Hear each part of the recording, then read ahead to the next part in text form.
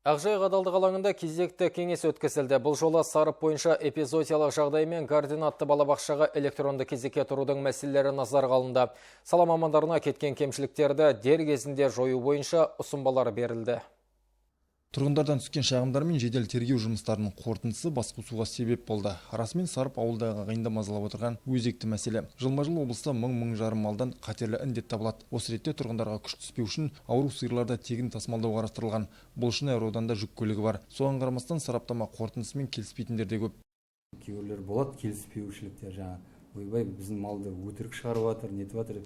Оған айтатынымыз, мал дейтін енді өтірік шығуы мүмкін емес. Жаңа лаборатория қызметкері айтты ғой, қалай шығатынын.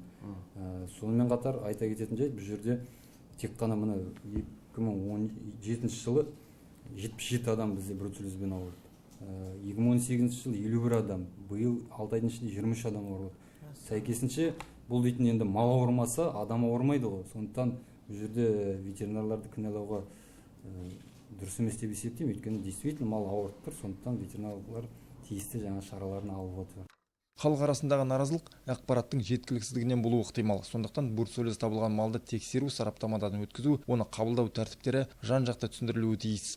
Қазіргі мал егелерімен барынша тығыз қарым-қатынас орнату, жаңағы атқарылып жатқан іс-шаралар, заңмен қаралған барлық қағидалар, ережелер болсын, барынша түсіндіріп айту, қазіргі комбинаттардың қабылдап жатқан еттің 1 килограмм құны, сондай сияқты жағдайларды бәрін түсіндіруді сізден сұраймын.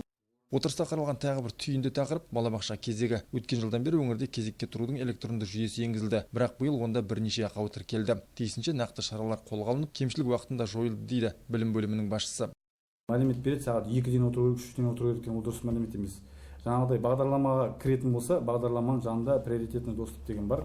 Сол жерде көріп тұрады, сағат 8-ден бастап жаңағыдай ашылады деп, Астана уақытымен 5-7. Жоғарыда аталған сайт бойынша 2018 жылдан бүгінгі күнге дейін 14 мың ата-аналарға, балабақшаларға жолдама берілген болса, бұның 10.300-і мемлекеттік балабақшаларға, және 3.700-і жеке балабақшаларға жолдама ата-аналарға берілген болатын.